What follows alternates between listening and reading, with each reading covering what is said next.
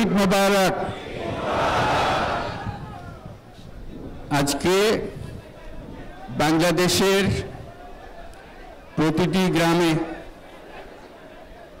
প্রতিটি বাজারে, প্রতিটি গঞ্জে, প্রতিটি শহরে ঈদের জামাত অনুষ্ঠিত হচ্ছে। আমরা জাতির পক্ষ থেকে জামাতে যারা যেখানে শরীক হয়েছেন তাদেরকে ঈদ মোবারক জানাচ্ছি। একটু জোরে বলেন, তারা যেন সবাই শুনতে পায়।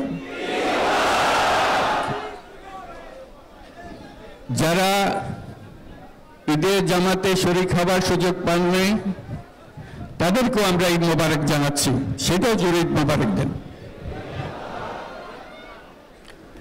আমাদের মা বোনেরা, মহিলারা যারা ঘরে আছেন তাদেরকেও আমরা জাতির পক্ষ থেকে ঈদ মোবারক জানাচ্ছি। আমাদের প্রবাসী শ্রমিকরা যারা বিদেশে আছে, সারা বছর কষ্ট করেছে, আজকে হয়তো ঈদের জামাতে যেতে পারবেন কিংবা যেতে পারবেন না, কিন্তু জাতির পক্ষ থেকে আমরা তাদেরকেও ঈদ মোবারক জানাচ্ছি।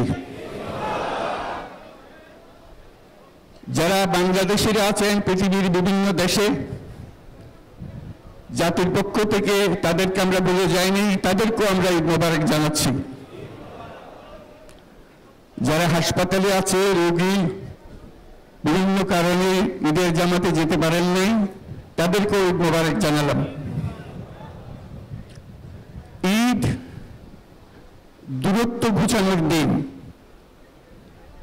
নৈকট্যের দিন, ভালোবাসার দিন। আজকে সেই দিনটা আমরা যেন গভীর ভালোবাসার সঙ্গে উদযাপন করতে পারি, সেই মেসেজ আমরা যেন সবার কাছে পৌঁছে দিতে পারি।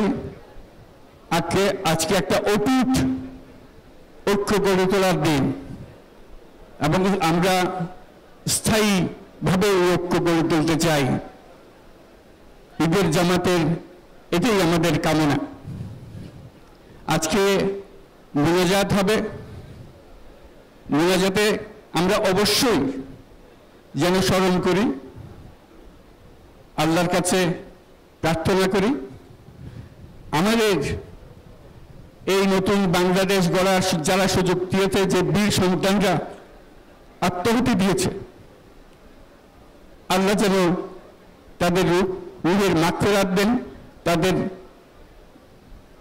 শান্তি দেন। আমরা তাদের মোনাজাতে সেটা যেন আমরা অংশ রাখি। আর মোনাজাতে যারা আহত হয়েছেন, যারা স্বাভাবিক জীবন থেকে বিচ্যুত হয়ে গেছে,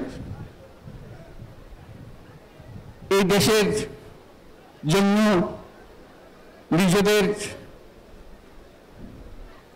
স্বাভাবিক জীবন ত্যাগ করতে যারা বাধ্য হয়েছে, তাদের স্বাভাবিক জীবন যাপনের ক্ষমতা দেওয়ার জন্য, রোগমুক্তির জন্য আল্লাহর কাছে যেন আমরা প্রার্থনা করি।